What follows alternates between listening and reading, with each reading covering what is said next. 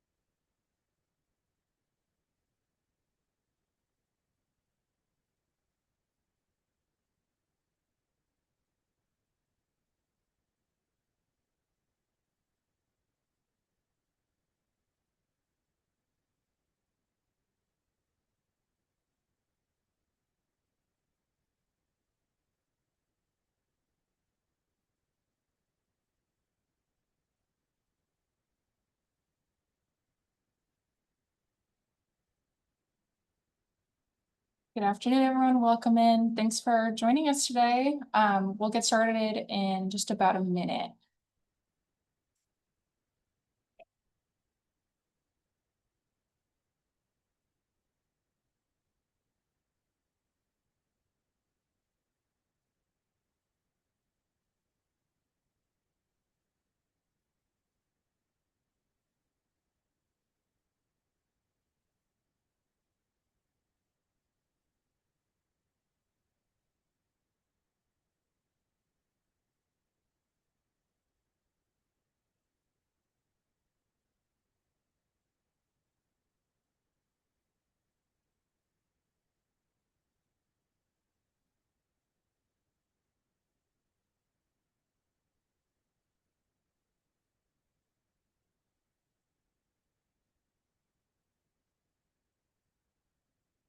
All right, good afternoon, everyone, and welcome. Thank you all for joining us today. My name is Natalia, and I'm the Programs and Events Manager at the Historic Districts Council. If you are new here, the HDC, we are the citywide advocate for New York's historic neighborhoods. We work with over 500 communities across the city to help them preserve and celebrate the places that matter to them. And every year, HDC offers a dozen or public programs, conferences, workshops, talks, all related to New York City history, preservation, community organizing.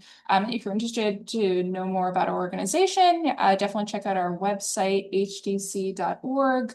And if you have any questions after the program, feel free to reach out to us at hdc@hdc.org. A few quick notes on how today's session will work. This is a webinar, so you can see and hear us, but we can't see or hear you. This session will also be recorded and posted on our website and on our YouTube channel and shared with you all afterwards in case you want to go back to this content. If you have any questions during the presentation, feel free to add them to the Q&A box at the bottom of your screen. We'll be collecting questions throughout, and then we'll have a short session at the end of the presentation for all of your questions. Awesome. And so today's program is part of our series called Preservation School. It's a series of general interest classes for civic organizations, community board members, grassroots preservationists, and really just anyone interested in how to preserve their neighborhood. Preservation schools would not be possible without the support of New York State's Council on the Arts, the New York City Department of Cultural Affairs, our city councilmen, and you all. So thank you all for coming to today's program. This year's preservation series features case studies, mostly in adaptive reuse, topics on manufacturing in the city, and to learn more about our upcoming programs, you can visit our website.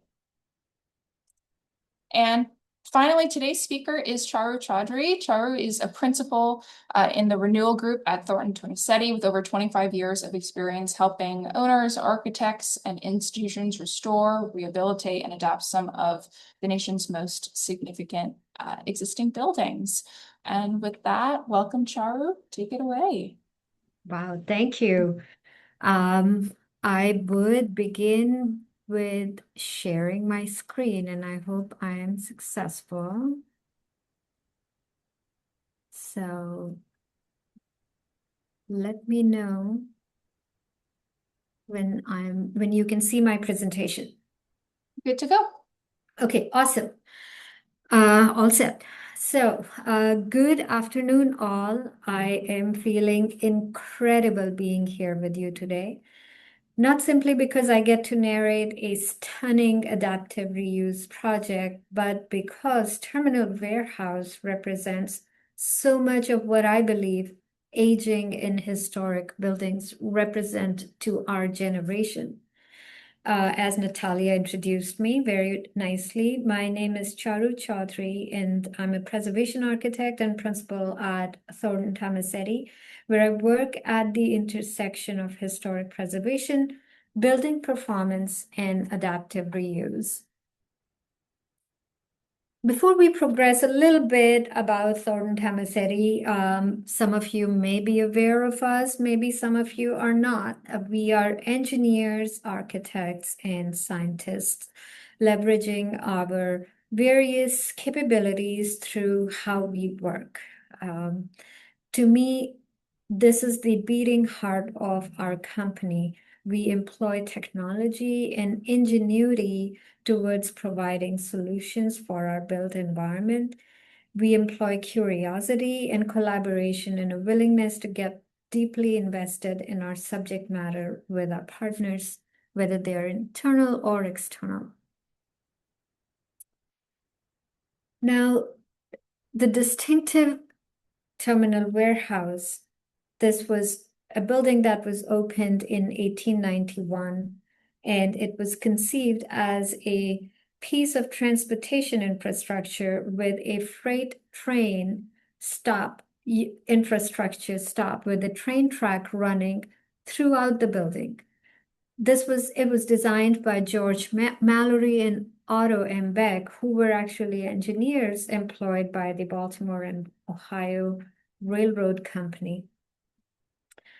Since then, Terminal Warehouse has had many lives, from its freight infrastructure stop to a nightclub in the 1980s to a contemporary workplace. Terminal Warehouse has continually adapted to the ever-changing needs of the city. Terminal Warehouse lately marked one of the largest adaptive reuse projects in the city's history, which received many awards. The three awards I listed here were, in my opinion, the top three awards. It got an award by the AIA New York for merit in the architecture category. It received one of the most prestigious preservation awards in this country, which is granted by the Landmarks Conservancy, called the Lucy Moses Preservation Award. And it got honors and awards from other agencies as well, like the American Society of Landscape Architects, among many, many more. Too many to list here. Which kind of said that how successful the project was, not only technically and architecturally, but how it was deeply accepted worldwide with many other agencies. This is a historic rendition of the building, and its setting at the time of its completion indicates that instead of competing with the predominant architectural styles of the times, it actually stood tall, displaying its completely industrial classic American round arch style with very minimal ornamentation, repetitive and rhythmic arches, which are very hard to create and maintain over time. It has recessed panels, corbelling of brick, and other masonry detailing, and all this is adorned by iron shutters and other hardware that just gives that industrial character to the building. This building was intentionally actually designed to appear as one of the more enormous monolithic structure, even though it was composed of multiple semi-independent warehouse compartments, which can be actually seen in this each vertical line here is actually a separate building, which we will see more in detail later on. The project actually intended to preserve many of the 19th century elements that lend the structure and its unique sense of history that lends itself to the structure. But the challenge was simply not to preserve an old building, but to actually understand how the historic fabric could support the new function and add decades more of useful service life to the building. The project asked us to work with a building whose character was actually inseparable from its materials: massive brick walls, timber structure, arched windows, iron shutters, and the extraordinary internal rail tunnel. The building was actually a working machine since it was built. Less than a decade after completion, the first fire broke into the building, and this was in the year 1900, I believe. And then another fire broke another 5 years later. So the west side and the east side, both sides of the building were severely damaged, although locally, but severely damaged. So some of the first interventions in the building were not by an architect or something else, but simply an alteration as a damage to fire, which led to, and consequently, there were many interventions the building went through. So, as you can see here in the two competing photographs, the one which was not too long ago in 2000, really, and then one which is more later, developed during the project as a comparison. I like to see these, that the one that you see above is actually the result of 100+ years of weathering, deterioration, alterations, and interventions into the building. And the one that you see bottom is actually the transformed one. So the couple of the things you can see right away are how we managed to create a uniform look of the building and remove some of the access alterations that were not intentionally, let's say, not intentionally created into this building. Eventually, actually, in the 1980s, parts of Terminal Warehouse became associated with the infamous Tunnel nightclub, which operated during the 80s and the 90s. And not sure if some of you have had experience being at this place during that time. But then by the 20th century, the building accumulated not only the kind of layers of its use, its alterations, its repair history, its weathering history, but also, I would say, a cultural memory. We found this article about this building and its use as the Tunnel nightclub, and it appeared that it transformed itself from being a restaurant to a club, and various people who were very famous at the time visited this building and the tunnel quite often. It also became famous for its 670-foot internal rail tunnel that allowed the freight trains to drive right straight into the building, which later on the train tracks got preserved in this building. Now, a daring feat of this magnitude, transforming a 670 foot long building, which is actually the dimensions of an entire city block. This kind of daring feat involves a team of players across many disciplines working cohesively, and we at Thornton Tomasetti were working collaboratively with this team. The client was a collaboration of the L&L Holding Company, Columbia Property Trust in Normandy, while the architect singularly was COOKFOX. The various consultants ranged from various walks and provided various specialty services. Now, what was the task? The task at hand after various zoning analyses here were to add new six-story addition atop the building facing the west side, carve out a central courtyard to bring light and air into the deep floor plate and retain rest of the building and its historic framework, including the timber structure.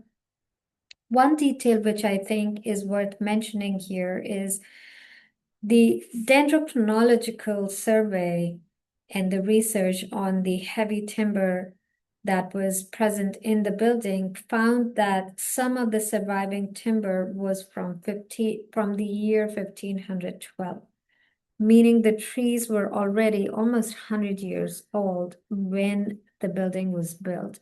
So the history of the building actually even predates the year it was built. The selective demolition carved out a new courtyard, and the historic tunnel was reactivated as a public-facing retail corridor. The six-story addition that you see here, I don't know if you can see my cursor, was a new steel structure that evokes mainly a historic rail network, which was basically the inspiration of COOKFOX Architects in creating this addition. The design also retained buildings defining elements and a staggering 3.2 acres of the brick masonry. It's 756 multi-light arched windows and more than 300 pairs of iron shutters along the rare heavy timber structure. To me, this is one of the most extraordinary kind of intervention that I've seen in my career. Now, the materiality conveys the message best, and to understand the materiality and see what happened about this on this building throughout its state of weathering, we began with historical record search. We researched historical photographs and other kind of write-ups that were available to us. We looked at publications and municipal archives. And to understand the state of weathering and distress, we compared the previously available photographs to the one now. And here you can see the building over here next to Starrett Lehigh on the photograph on the left presents, this is the state of the building sometime in the 70s. And the photograph to the right presents how we found the building in early 2020, basically at the advent of the pandemic. And you can see that the building lost its shutters a long time ago at the windows. And there was this heavy buildup of different layers of paints and other kind of heavy grime. The building had also gone through various kinds of structural and material decay over time. And what was left with was this patchwork of cohesiveness of building and distress of building. Further up close observations, we understood that the varying degrees of distress, as noted in the photograph on the right, with a wide, tall vertical crack on the west side highway facade, partial collapse of the brick corbelling here also seen in the right photograph, distressed parapets, as we see here. Basically, the parapets were distressed on all in isolated sections throughout the building. The cast iron wall ties presented significant challenges, and the rampant corrosion as well, which were important since these ties were functioning as lateral ties for the envelope, the entire envelope to the floor, to the floor slabs. Similarly, the state of the materials and the assembly distress was observed throughout. As you can see here, the buildings kind of lost a lot of their components, ranging from window units to various wall ties to various uh, components of the fire escape. And what we found was unique was these kind of temporary stabilization measures had been added at various locations throughout the building, which kind of just says that the building started losing its cohesion as a structure, as well as the materiality of the building started losing cohesion over time, which just simply reflects a passage of time.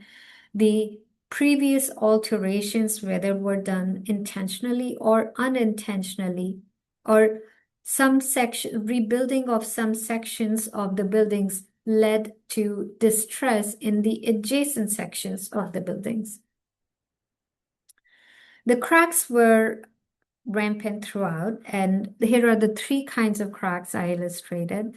One were just at the avenue facing facades, which emanated from these temporary stabilization measures that were installed in the past, indicating that the wall, the 9-story wall, had started separating from the floor slabs that were intersecting at the various levels along the height of the building. The other kind of cracking, which is very kind of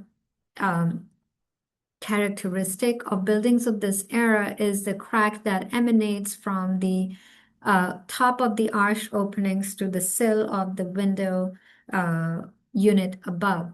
And then another kind of cracking, also vertical cracking, concentrated mainly at the corners of the building, also indicating that the building has been experiencing stress over a period of time and had started to settle and deform and finding its new normal over the course of its weathering.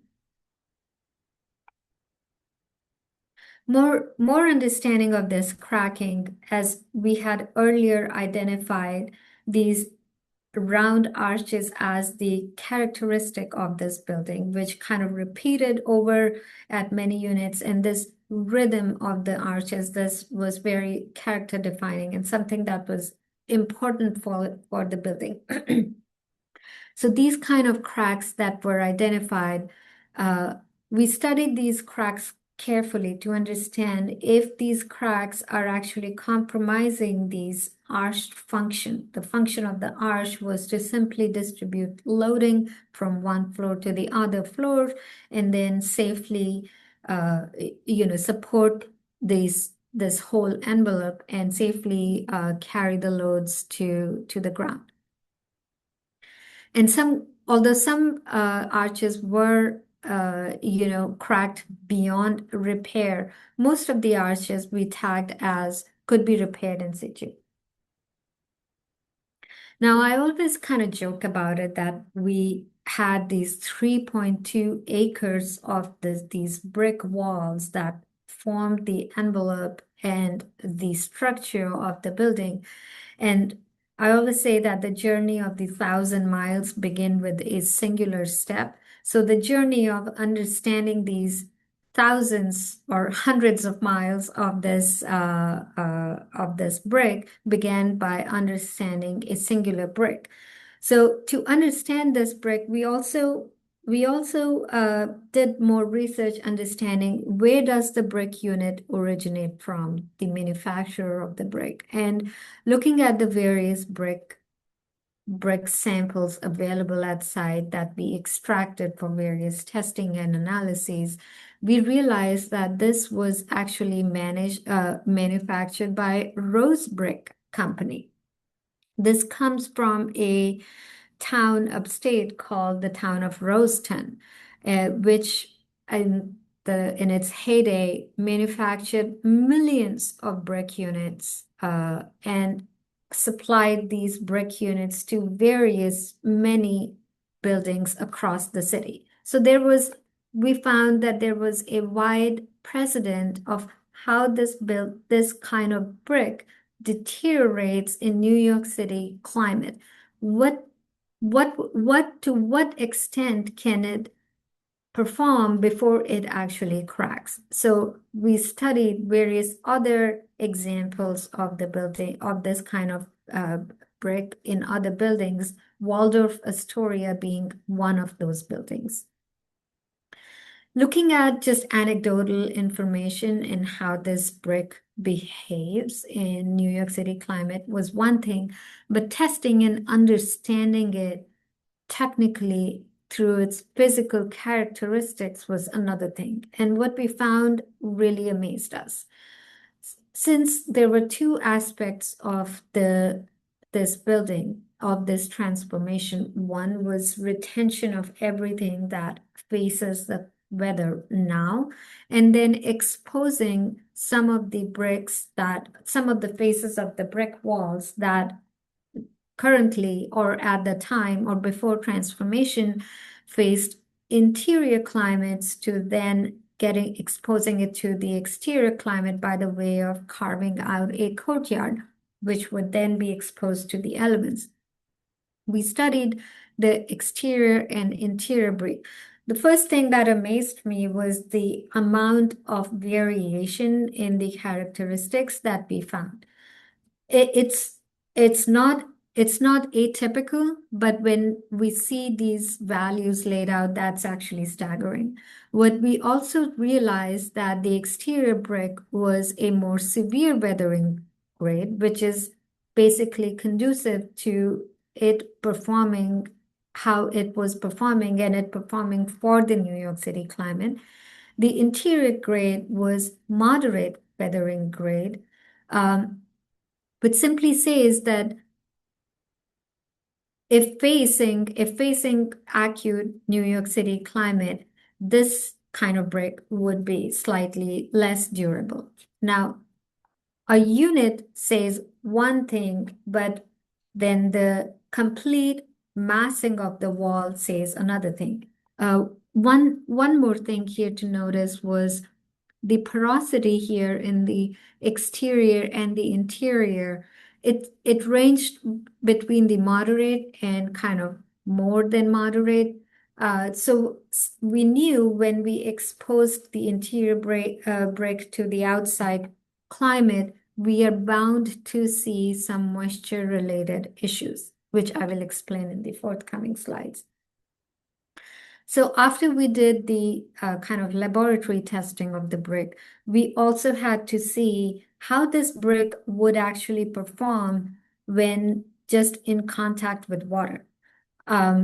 Porosity indicates one thing, but the porosity of the unit might fool us because in its service environment, the brick doesn't exist in its isolation. It's the material adjacencies and how the wall is put together, i.e. its craftsmanship, that lends itself to the durability of the building. So again, a lot of these things cannot be tested in situ, but we used the kind of testing we could do. We saw how this wall would behave with water through a test called a Rylam test tube, where we used several of these locations and just basically saw how much time would it take for the water to disappear from when it's entered into this test tube, like you see here on the photograph of to the right, and measured those time intervals across the building to see which areas of the building are more vulnerable to moisture than the other.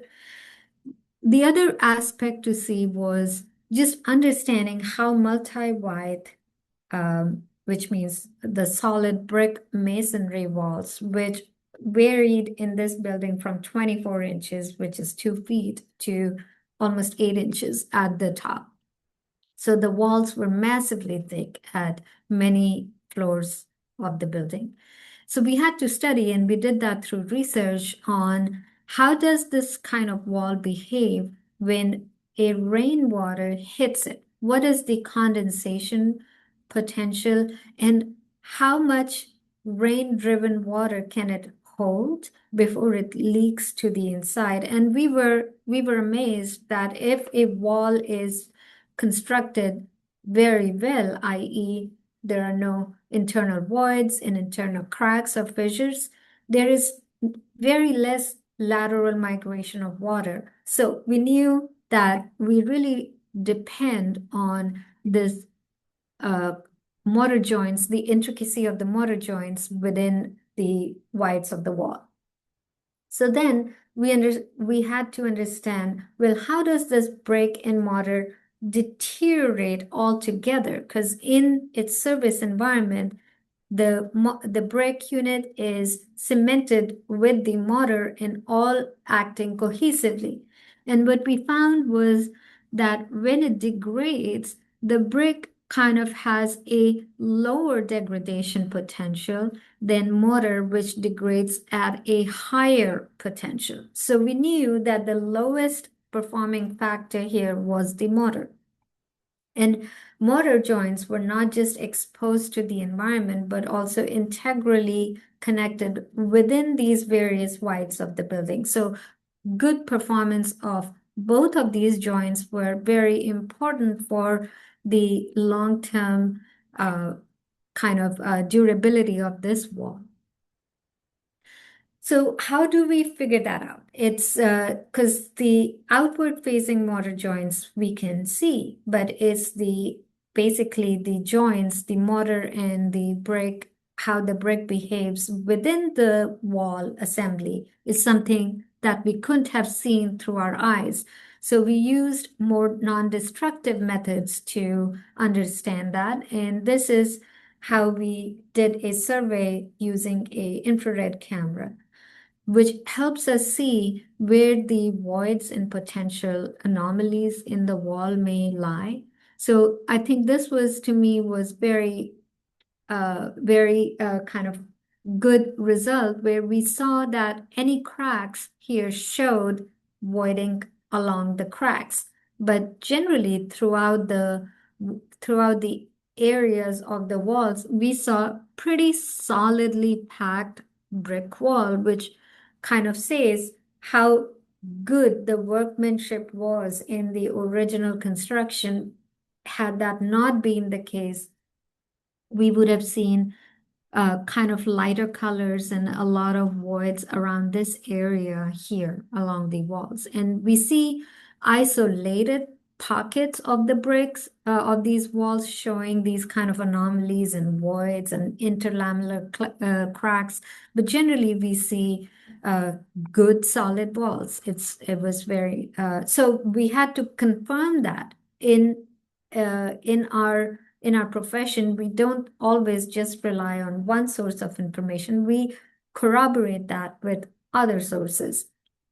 So we did more targeted tests to understand the performance of these walls, and we located the areas that we got from our previous two tests, which kind of felt like that these were the areas we need to study further. And those were the areas we did another test called, so this one is called this was done for air leakage to see whether these pockets of the brick wall can function well, because at the end, we want this wall to perform as a solid, good wall, which can act as the thermal storage of the building like it was intended to be. And what we found was that a couple areas, only a few areas indicated that there were significant air leakage, but most other locations,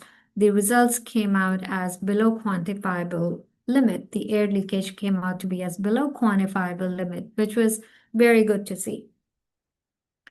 So equipped with all this knowledge, we started making some daring steps into the transformation. This is where how the courtyard was carved into this building. So I don't know if the photograph kind of captures the magnitude of the experience I had when looking at this, but this was massive. This was massive. And to remove all of this kind of massing and unveiling this brick wall that had never seen light of the day and kind of making sure that it's kind of not collapsing as we are uncovering this was important and had to be done in stages. And the fact that we had already seen how strong these walls were through our previous testing, we were confident that we are not going to induce further cracking or issues by doing that. The photograph on the right here indicates how the efflorescence started showing up after we uncovered these walls. And we expected that looking at the high porosity that we had seen that the walls had, that was revealed during the testing phase. So we were prepared to encounter this large migration of salts to the surface, and we removed those through non-invasive techniques. One of my favorite aspects of working on the placemaking of this building was doing unusual things. For example, one of the things that the entire design team felt strongly gravitated towards was this signage and the graffiti at the building, which kind of passed, the remnants of what is the cultural capital of this? What were the different kind of people and agencies that occupied this space? And so at one side, we were removing tough paints and coatings that had engulfed the envelope over decades. And on the other side, we were actually preserving these specific paints and coatings that we had found on the building various surfaces as part of a memory stamp of the building that we wanted to preserve and carry forward. I think this issue kind of basically sums up a lot of what we dealt with, and I call it the brick issue. A significant part of this project was preserving and retaining the arches. The arches were basically the character defining element of this building. And we wanted to, over the years, the arches had deformed in various ways, sometimes due to weathering, sometimes due to alterations, sometimes due to previous repairs that didn't fully capture the issue and had compatibility issues. So the round arch style, as we observed in the early 2020 while we were doing investigation, wasn't completely the round arch. And to a lot of people, this would be very disturbing. To us, we accepted this challenge of retaining these deformed arches as is, because that is the memory. That memory needed to be preserved. To me, it kind of illustrates the passage of time in the best manner possible. A reconstruction of the arches, introducing new elements and making them perfectly round, would have taken away the weathering and the suffering of the building through its various times of fire and interacting with collapse and partial failures. So retaining the arches in situ, albeit they were slightly deformed, was essential, quintessential for us. And I kind of joke a lot about this a little bit about these were very tough conversations in the project team, especially when the rubber hits the road and the cost of preserving something in situ while we were replacing windows at the same time were a lot. We had to look at significant cost comparisons throughout the board to make sure that we are able to retain the arches as is. So I colloquially called our opposing members as arch enemies. Other reconstruction parts of this project, which were also very endearing for me, were reconstructing these brick corbelling. It was a study on, how those kind of constructability of corbelling happens. What is a successful corbelling, and actually marrying it back to the building walls that were extant was really interesting and important for this building.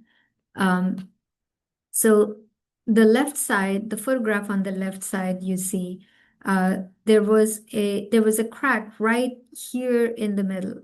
So the corbelling had to match this extant corbelling over here, which was not just a design exercise, but had to be successfully carried out in the field. So I think it was very much a workmanship feat as it was a design sensitivity towards this very important aspect of the building.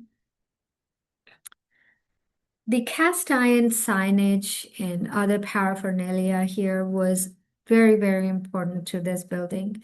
And it was not just the signage that we see here, not only the cast iron kind of wall ties, but also the industrial steel bumpers.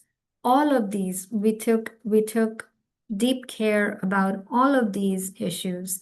And I'm happy to say that we were able to retain more than, I would say, 85% of all of these kind of adorned ornamental, but they're not ornamental in the real sense, but for this building, these were the ornamental features of the building.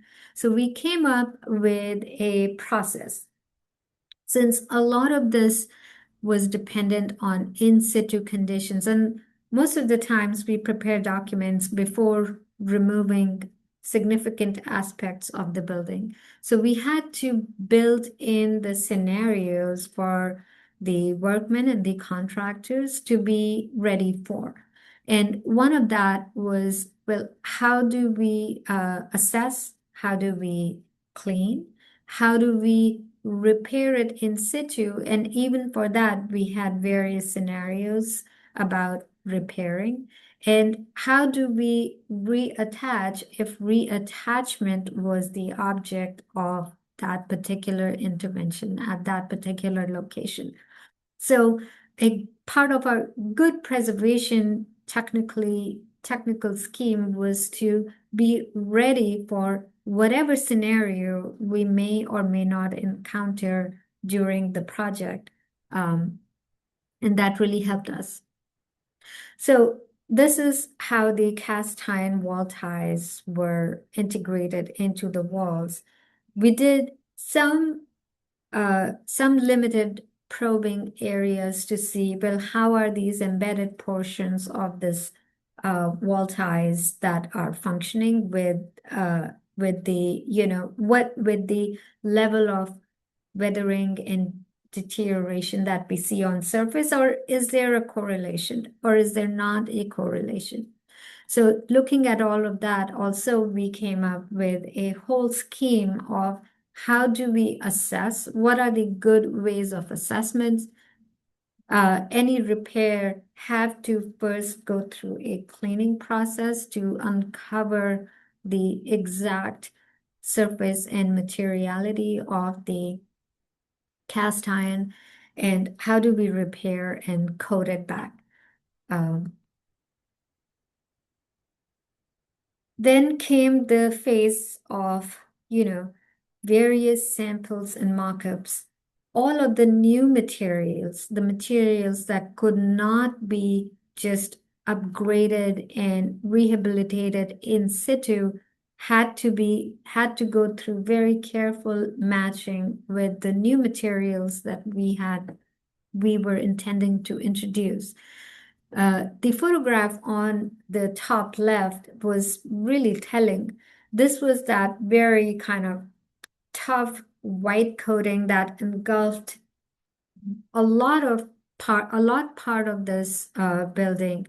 Was very hard to get out of the brick because it was on the building surface for decades.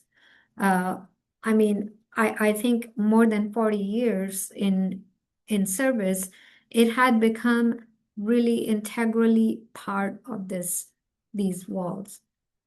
So we had to really try various many options to get it not only just out of the brick walls, but without damaging the brick surface behind was the real challenge. So it took various many very mild applications of mild detergents, which took time and patience from not only the contractor, but from the client. In big construction projects, time is money. So to repair the building in a way that it is sensitive to its fabric was really a decision the client made, and in my opinion, was one of the best decisions for this building. We took careful note of, all of the elements that made this building unique. And part of that was reinstating a flagpole that was part of this building since its inception. So how we retained the brackets as is. And for that, we had to assess the strength of the bracket, how it's attached to the wall, and how we can just upgrade the capacity of these brackets and make sure that it's not corroded at locations that we don't want it to be corroded. A lot of these kind of appurtenances that are attached to the walls sometimes go through in situ deterioration that they can fail and collapse instantaneously, which could be detrimental to the building. So since we were introducing the flagpole back, we had to assess the strength in situ, and only then we came up with ways of cleaning, repairing, and coating these cast iron elements to receive a new flagpole. Other character defining features here were actually these gudgeons that were on the sides of the window openings at the perimeter, which originally held the shutters. But somewhere down its lifetime, the shutters had fallen off the face of the wall. And we had to, since we were intending to put the shutters back, we had to go through an intense or kind of investigation to uncover what these gudgeons were and what it was its in situ state of deterioration. Looking at these limited probing that we did throughout, we understood that a lot of these gudgeons could be retained and cleaned and restored in place to re-engage in new shutter, but some of these gudgeons would need to be removed and replaced. And for that, also, we created various scenarios of what that replication gudgeon would be, that it could hold the mass and the weights and the loads from these new shutters and transfer them back to those massive walls. We also looked at other ornamental features like these terracotta panels, which were decorative panels at the spandrel locations or at the floor line locations, at various openings, arched openings throughout the buildings. A lot of these terracotta panels were repaired in situ, while some which were beyond the repair were removed and replaced to match existing. And this, to me, is a very good recreation. We could not tell that the recreation one was any different from the terracotta that was in place for 100 plus years on the building. You know, we uh, at various stages of the project, we took account of, how all of this is looking together. What is the cohesiveness we are injecting back to it, whether it's a intervention with new materials or restorative treatment in situ, at the end needed to be read cohesively the same. And at every time I was mesmerized seeing that no matter how we did, the cohesiveness kind of worked better with kind of putting those timestamps of the interventions onto the building envelope and owning wherever the building needed whatever kind of repairs at the end. So this was the design team's intentional way of preserving the footprint of the train tracks that kind of ran throughout the interior of the tunnel. And these photographs kind of say how proudly those were displayed for public, for public to go and see. The lobby can be visited by anyone. This is an open space, and I would encourage others to go and visit the building here and just take in these train tracks and the display and all of the massiveness of the brick around and the other kind of display paraphernalia that's kept here from the time when it was the tunnel. It's quite a invigorating and nice space to be at, and also looking at the newly created courtyard, which is just across from where this photograph was taken. You will go through the nostalgia of the past, the moment of presence, and just appreciation for how daring this reuse exercise was. At the end, it's about retaining the imprint as it was. To me, this building was not only just creating the fresh feel of, a new use of this building, but also retaining the suffering and the destruction the building had gone through its lifetime. And this to me tells the story, where the new retains the imprints of the past. We did not make an effort to unify everything that we saw on the surface. We kept the distinct imprint of those what the brick went through, what these brick walls and the arches and the other ornamental features went through at that particular isolated location, and added the new as well. This to me kind of tells the story really well. I got this from the Terminal Warehouse website, and I encourage all of you to go and look at this website, where the transformation from 1891 to 2025 is kind of shown through this picture, and that tells me everything.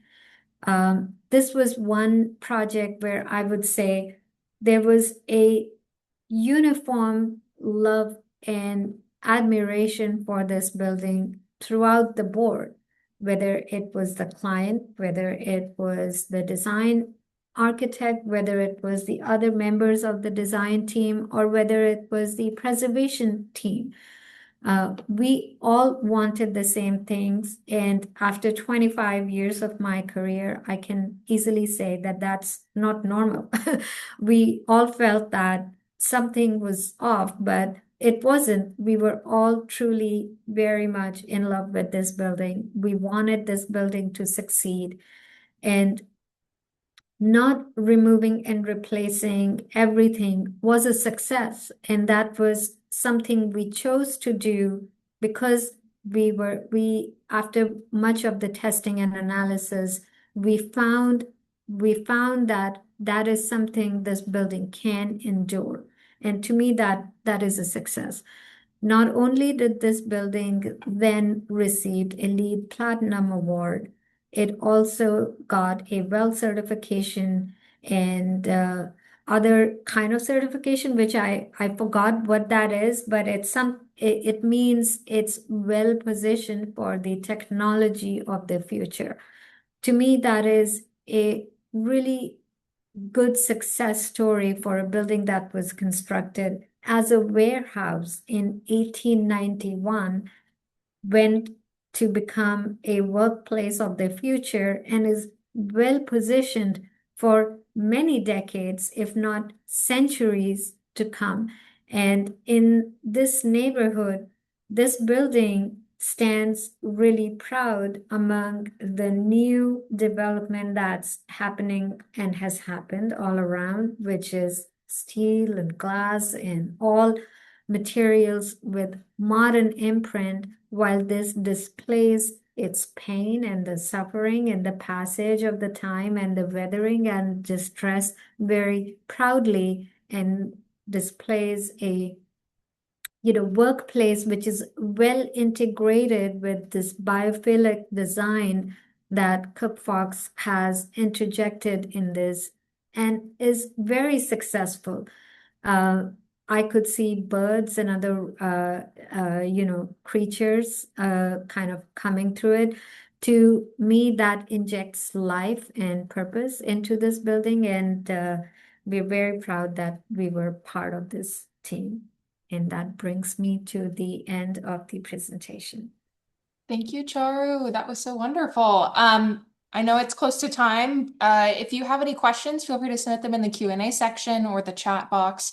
We've already got one question. It's what steps did the preservation team take to slow the weathering of the building in the coming decades? I.e. like new technologies or materials used, sustainability practices, thinking about climate change, just top of mind for a lot of us. Yeah. Yeah. So that's the heart of this building. As you see, we did not resort to any topical coatings. We did not resort to any sacrificial materials onto this building. This was a very honest building. It contains of two materials, brick and mortar. So our intense investigation prepared us for this. So we understood that the brick as produced was a good quality brick. It deteriorated well with the city, with the weather of New York. That came through our research. Then we followed with in situ testing of moisture, not just relayed on the moisture interaction of the brick, the data we received for the moisture interaction of the brick unit itself, but we tested the assembly in place at various locations. And then we corroborated that information through other non-destructive techniques like the infrared camera imagery. And then we actually tested it further for air leakage to understand which components of the building showed that kind of leakage, and not just for water, but for air, which has a more detrimental effect on, the thermal and the comfort levels of the occupants within the building. There were areas where significant voiding and cracking within the assembly were revealed To counteract that, we did more surgical repairs, which comprised of injecting grouting materials into this wall assembly to close those gaps and cracks as we found it. And to do that, we, through research and analysis, came up with grouting materials that would actually be compatible with the materials of the wall assembly, the mortar and the brick. So those were the techniques we used. And of course, retrofitting with good windows and closing the gaps where the windows intersected with the wall assembly was also a good technique to remove all of those potential areas where moisture could significantly invade into this wall assembly.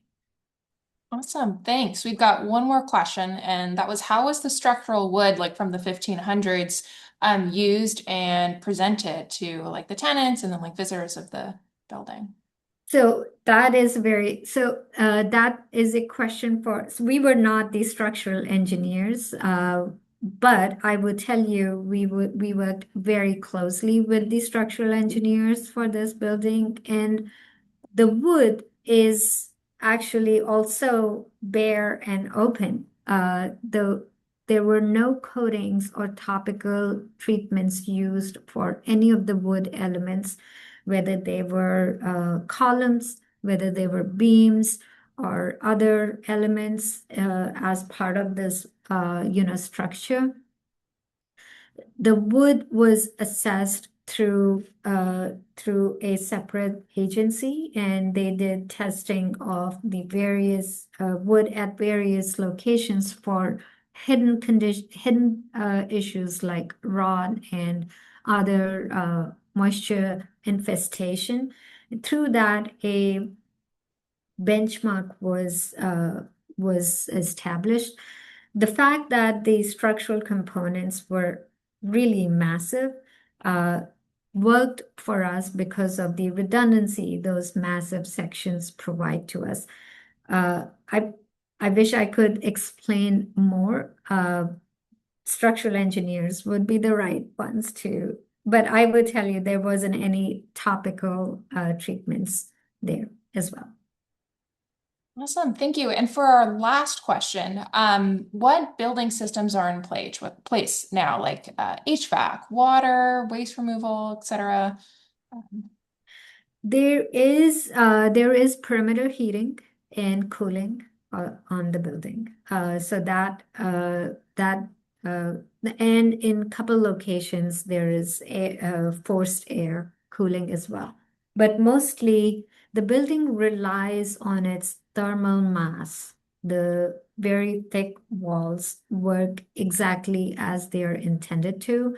And the new systems that have been added, which are enclosure-driven systems, are high-performing windows, the couple areas at the bulkheads and the top of the structure include more window wall systems. The areas that are surrounding the courtyard, as you see, are also fixed windows that were added. And you can see that there are no kind of interior finishes that are added there. So the honesty of the wall is revealed there as well. And so all of that testing and analysis that we did to understand the wall assembly and how this will fare and deteriorate over time really helped us make these decisions. Awesome. Well, thank you so much, Charu. We've really appreciated getting to learn about the terminal warehouse from you tonight. This program was recorded, and so we're going to send this out to you all shortly. We also have some in-person programs coming up, walking tours around the city, as well as we'll be releasing more preservation schools for later this winter. So thank you all for coming. Again, check out our website, hdc.org/events for any of our future programs. And thank you all for joining us tonight. I hope you have a good evening. Great. Thanks for All having me. right, Bye bye. bye.